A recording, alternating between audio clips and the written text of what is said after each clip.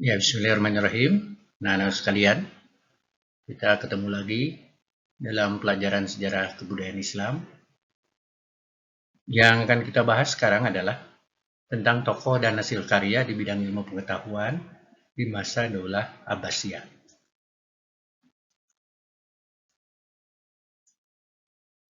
Pertama, kita bahas tentang Ibnu Sina. Nama lengkapnya Abu Ali Al-Husain bin Abdullah bin Hasan Ali bin Sina. 370 sampai 428 Hijrah bertepatan dengan 980 1037 Masehi. Nah, lahir Ibnu Sina ini di Absana, Bukhara. Sejak kecil Ibnu Sina sudah belajar menghafal Al-Quran, bahkan hafal Al-Quran di usia 10 tahun dan ilmu-ilmu agama yang lainnya. Kemudian mempelajari matematik, logika, fisika, geometri, astronomi, kedokteran, dan metafisika. Nah, karya-karyanya anak-anak sekalian adalah yang pertama Asyifa atau penyembuhan. Lalu ada yang paling terkenal yaitu Al-Qanun fi At-Tib atau peraturan-peraturan dalam kedokteran. Dikenal juga dengan Al-Qanun atau juga Al-Qanun fi Tib. Kemudian karyanya yang selanjutnya adalah Al-Isyarah wa Tambihat atau isyarat dan penjelasan. Kemudian Mantik Al-Masyriqiyin, itu kitab tentang logika timur, dan Uyun Al-Hikmah atau Mata Air Hikmah. Dan banyak lagi karya-karya Ibnu Sina. Itu diantaranya saja yang bisa disebutkan.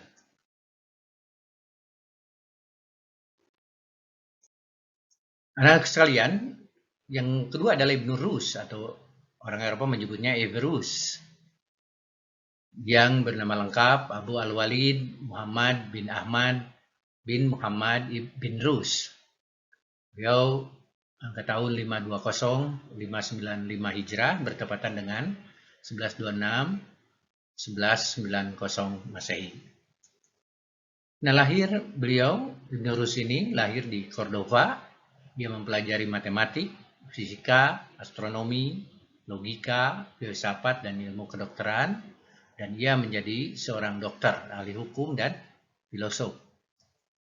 Di antara karya-karyanya yaitu Kitab Al-Kulliyah atau buku tentang filsafat, dan Bidayah Al-Mujtahid atau permulaan bagi para mujtahid. Dan yang terkenalnya diantaranya Al-Kulliyah fi At-Tib atau aturan-aturan umum ilmu kedokteran yang diterjemahkan dalam bahasa Latin oleh Bonacosa, seorang Yahudi, dengan judul Caligate.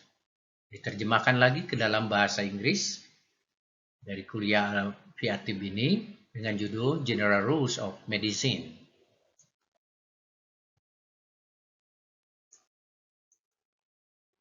Kemudian anak-anakku sekalian, ilmuwan yang selanjutnya adalah Abu Ali Al-Hasan atau Al-Hazen, atau juga orang Eropa mengenalnya dengan sebutan Ebenezer. Nama lengkap Abu Ali Al-Hasan bin Al-Hasan bin Al-Haytham Al-Basri Al-Misri.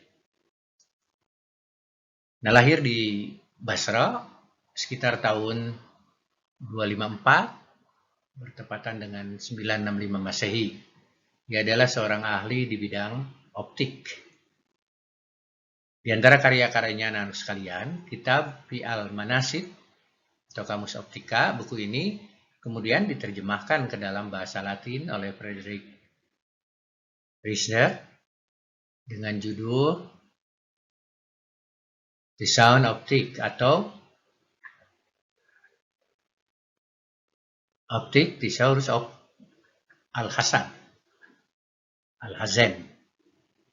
Yang kedua adalah Fi Al-Maraya Al-Muhriqah Fi Adawair. Buku ini kemudian diterjemahkan oleh Weidman dengan judul Bibliotheca Mathematica tahun 1910 Masehi. Kemudian Maqalah Fi Ad-Dawair. Maqalah Fi Daw al-Qamar. Kemudian fi al-Maraya al-Muhriqah, di al-Quru. Kemudian juga makalah fi istikhraj, sains al-Qiblat. Sebagian beliau adalah sebagai seorang ilmuwan. Abu Ali Al-Hasan ini diabadikan namanya oleh George Sarton dan Dr. Donald dengan menyebutnya sebagai the great student of optics of all time, atau ilmuwan terbesar di bidang optik sepanjang masa. Gitu.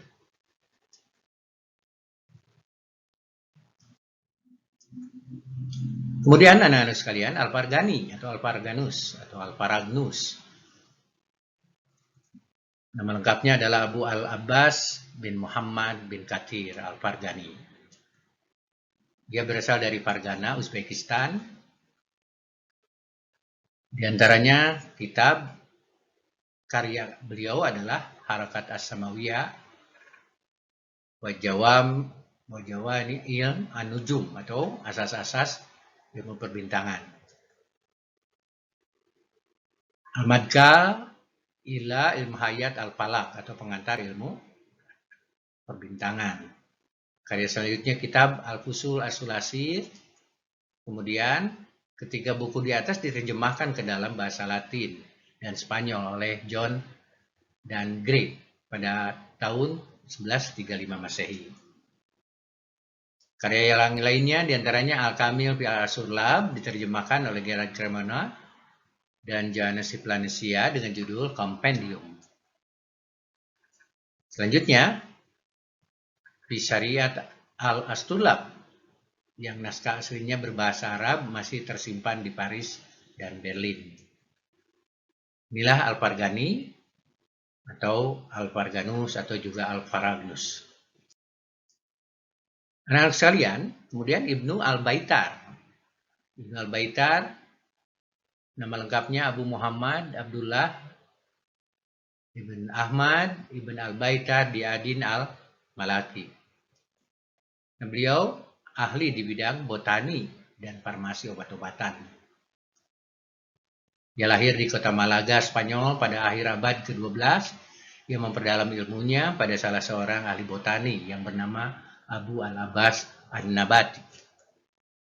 Di antara karyanya adalah Ajami fi Al-Adwiya Al-Mufroda atau ensiklopedia tumbuh-tumbuhan dan Al-Mughni fi Al-Adwiya Al-Mufroda atau ensiklopedia obat-obatan.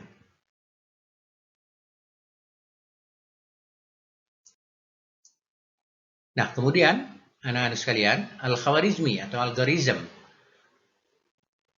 Beliau memiliki nama lengkap Abu Abdullah Muhammad Ibn Musa Al-Khawarizmi. Berangkat tahun 194 sampai 266 Hijriah, bertepatan dengan 780-850 Masehi. Al-Khawarizmi lahir di Uzbekistan, dia seorang ahli matematik, dan di antara karya-karyanya adalah Al-Muhtasar fi Sab Al-Jabr wa Al-Muqabbala, Al-Jabar atau ilmu hitung secara lengkap dan sistematis. Buku ini kemudian diterjemahkan oleh Robert dengan judul Iber Algebras et Al-Muqabbala.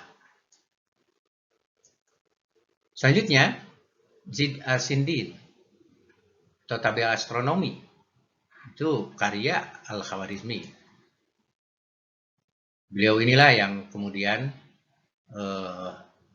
namanya diabadikan dari Al-Khawarizmi, algoritma, algebra, matematik. Gitu. Nah, terus sekalian, selanjutnya Abu Hasan Ali Al-Mas'ud. Nama lengkapnya Abu Al-Hasan Ali bin Husain Ibn Ali Al-Mas'ud. Nah, beliau adalah lahir di Baghdad menjelang abad ke-9 dan meninggal di Ostad sekitar 956 Masehi. Sejarawan keahliannya dalam bidang sejarawan, ahli geografi, geologi, dan zoologi. Kemudian anak-anak sekalian, gelar disandang oleh para ilmuwan dunia. Beliau ini disebut Al-Mu'arikhin atau juga dikenal dengan sebutan Herodotusnya orang Arab. Karya-karyanya anak-anak sekalian, diantara Dakhar, Ir al-Ulum, wa makana fi Syair ad-Duhur. Kemudian allati izkar lima marra Risad al-A'mar. Kemudian tarikh fi al-Akhbar, al-Ulum min al-Arab wa al-Azam. Itu sejarah bangsa Arab dan Persia. Kemudian anak sekalian, yang terakhir adalah Al-Ghazali.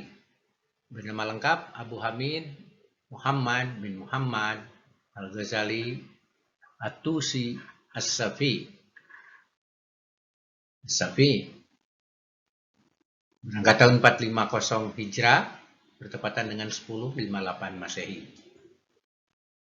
Dia dikenal sebagai seorang ulama atau filsuf, dokter, psikolog, ahli hukum, dan sufi yang sangat berpengaruh di dunia Islam. Dilahirkan beliau di Tus, kota Tus, provinsi Khurasan, Persia, pada tahun 450, bertepatan dengan 1058 Masehi.